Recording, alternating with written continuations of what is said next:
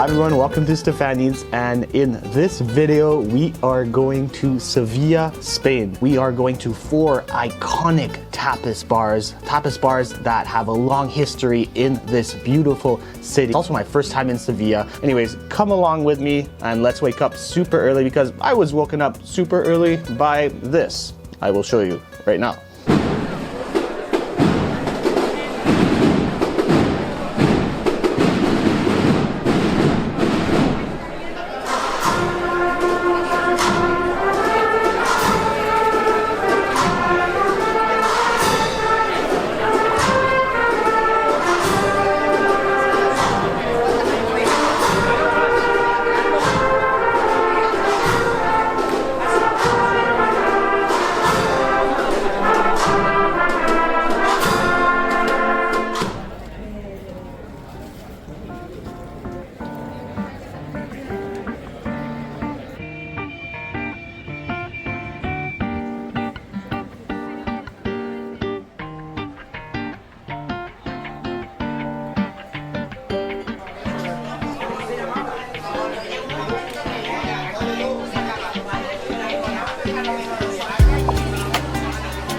These are zanahorias, carrots.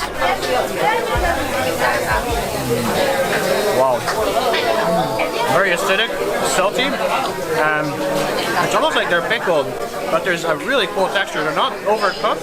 They're like perfectly cooked. There's still a bit of crunch to them. Super fresh, a lot of lemon, olive oil. Such a simple dish too. I think there's some garlic in there as well.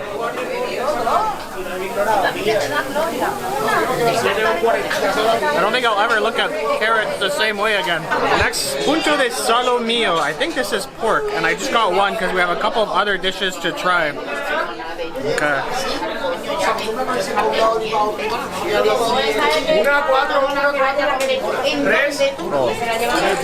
Perfectly hot, tender, just a bit of salt, a little bit of pepper. Yeah, just simple, delicious, exactly what you want in a tapas. We've now moved upstairs, so when you come in here, it is super hectic. If you want big dishes, come upstairs, grab a seat. If you want just tapas, just squeeze through everybody down there and at your own peril, pretty much, because it is a tight squeeze. But this is really why I came here. This is their specialty mushrooms, champiñones, and it comes with, I think it's like an herb cream sauce, maybe some butter on there.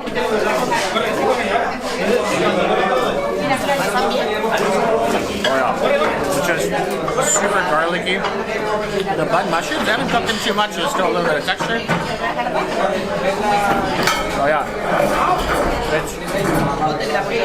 it's like an aioli almost, just very, very garlicky. Kind of like a homemade mayonnaise. And that's really what makes the mushroom. The mushroom itself doesn't have that much flavor, but that sauce completes the whole dish.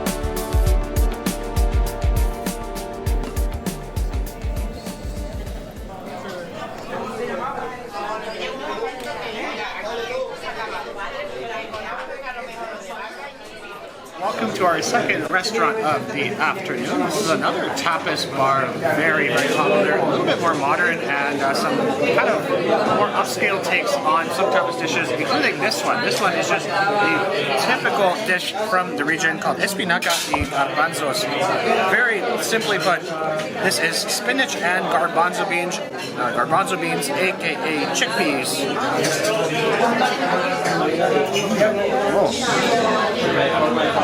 There's a spice in there for sure. The spinach is super creamy. Garbanzo beans give it a nice little texture, and yeah, there is something in there that's like almost smoky, and I'm trying to figure out what it is. It could be paprika. This is I think it's shrimp stuffed in eggplant. And kind of put into like a giant croquette. Oh my god, that's amazing. I have to order a couple more of these. First of all, the eggplant, very, very crispy. You don't really taste the creaminess of it because they're very thin, but then inside, look at that. There's almost like an herb cream. Yeah, like an herb and garlic cream, and then, of course, the bouncy shrimp.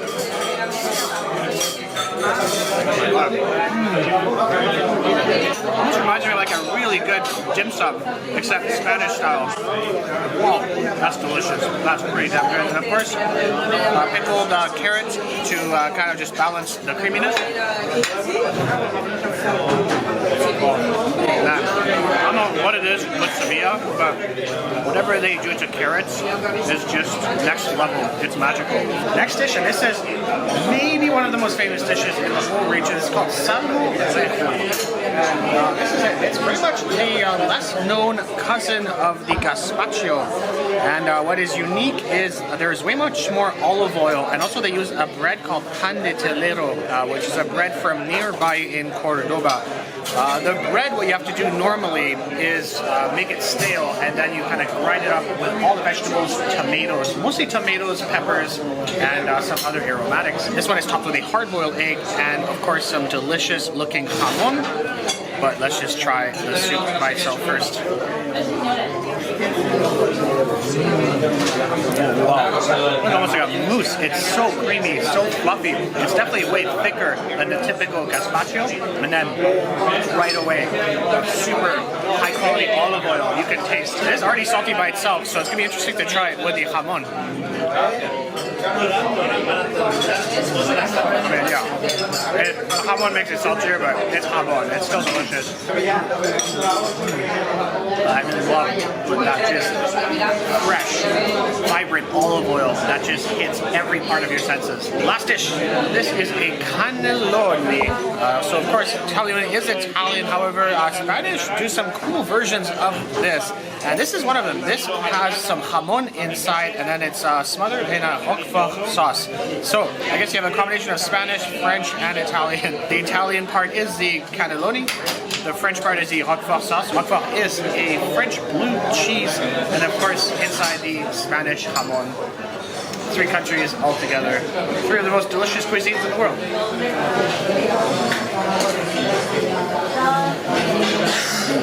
Oh yeah. No, it really tastes the jamon actually. It's still very delicious, but nothing is really overwhelming.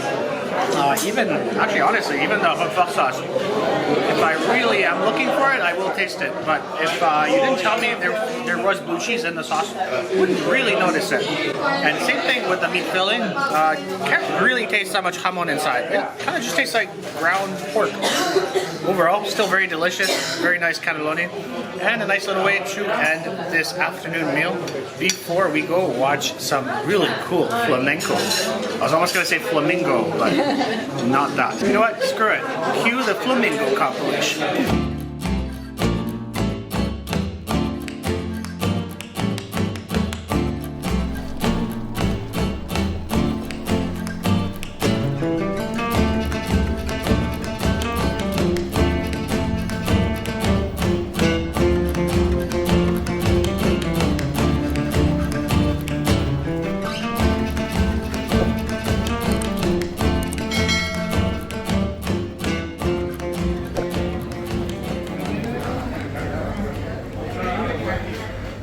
After some sightseeing, we are back tonight, and we are here at a very famous fried fish spot. We've got two different types of fish. We have the boquerones. Now, these are adobo style. This is what they're really famous for. And then, of course, mixed fish. What type of fish? I do not know. I do have a headache as well, but what cures a headache? Well, fried fish, of course, and beer. Scientifically proven. Oh. Oh, peppery too. Oh, that's amazing. Oh, okay. Bit of beer. I know what's really cool is that I think the fish was previously vinegared and pickled. That's really what gives it the flavor. And of course the beer on the side. Oh, perfect combination. This is also just a typical tapas bar. Very loud. Fish frying everywhere. People screaming. And of course, fried fish. And there you go. Oh man, yeah. It's really the texture of fish and chips. Batter is super airy, probably a beer batter. And then inside, just delicious, flaky, perfectly cooked fish. Oh.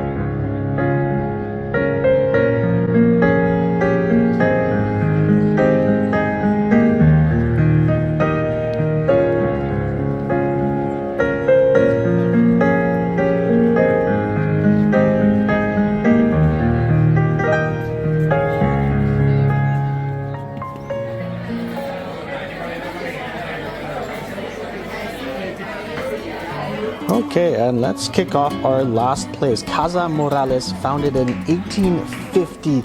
Old, iconic, just an institution. Okay, here we go. Patatas bravas to start.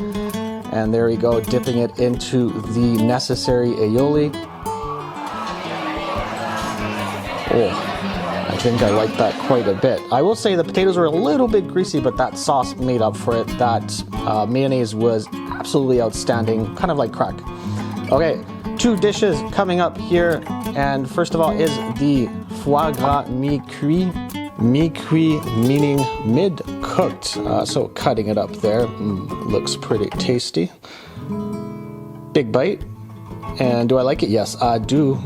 Delicious. Yeah, very, very tender. It is kind of halfway cooked, so it's super creamy, super delicious. Nice sauce with it too. Okay, this one is really what I was excited about. This is alcachofas con gulas. Gulas are little mini white fish, kind of white bait. And of course, the alcachofas are artichokes, and yeah, that's pretty much it. There is a surprise though. Look at that. There's a giant potato underneath, and honestly, I was expecting more artichoke. Anyways, let's taste it. That artichoke, honestly, was the creamiest artichoke I've ever tried. I do wish there was less potato and way more artichoke. Look how effortless that artichoke is, cutting through it. Of course, the gulas, the white bait, little bit of fishiness, a little bit of rubberiness. Overall, delicious dish. And of course, the last one, quintessential rabo de toro, meaning bull's tail.